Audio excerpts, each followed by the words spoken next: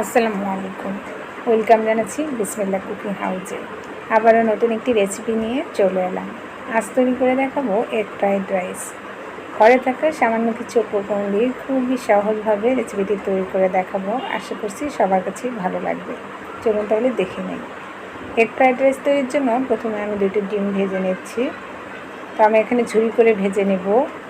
আমি এর মধ্যে দিয়ে দিচ্ছি স্বাদ মতো লবণ আর গোলমরিচের গুঁড়ো। ডিমটা আমার ভেজে নেওয়া হয়ে গিয়েছে। একই কড়াইতে আমি আরও কিছুটা তেল দিয়ে দিচ্ছি রসুন কুচি, পেঁয়াজ কুচি।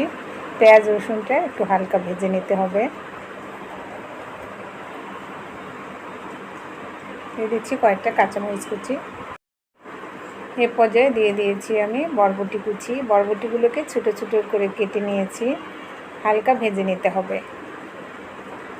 বরবটিটা ভেজে নেওয়া হয়ে গিয়েছে। এই পর্যায়ে আমি লাউ চালের ভাতটা দিয়ে দিচ্ছি। ভাতটা আগে থেকেই রান্না করে রেখেছি, আর এটা অবশ্যই ঠান্ডা করে নিতে হবে। গরম ভাত দিয়ে এটা রান্না করা যাবে না। এটা 90% কুক করা আছে।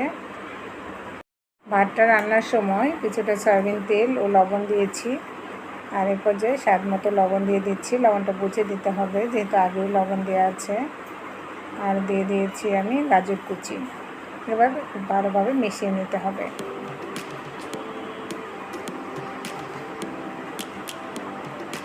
এ পর্যায়ে দিয়ে দিয়েছি ডিম ভাজি। সবগুলো উপকরণ একসঙ্গে মিশিয়ে নিতে হবে ভালোভাবে। 2 টেবিল চামচ দিয়ে দিচ্ছি সয়া সস। এ পর্যায়ে খুব ভালোভাবে মিশিয়ে নিতে হবে।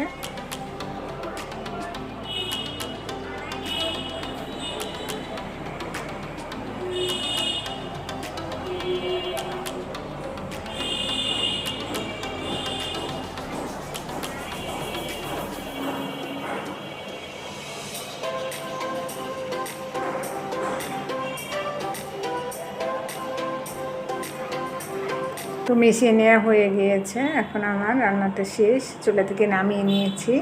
দেখতেই পাচ্ছেন কতটা লোভনীয় হয়েছে। আর এটা দেখতে যতটা লোভনীয় তার থেকেও বেশি খেতে মজা হয়েছে। আশা করছি আমার আজকের রেসিপিটি সবার কাছে ভালো লেগেছে।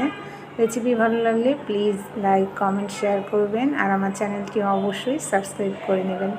আপনারা সবাই ভালো থাকবেন, সুস্থ থাকবেন, আমার জন্য দোয়া করবেন। সেই কামনায় আজকের মতো বিদায় নিচ্ছি। আল্লাহ হাফেজ।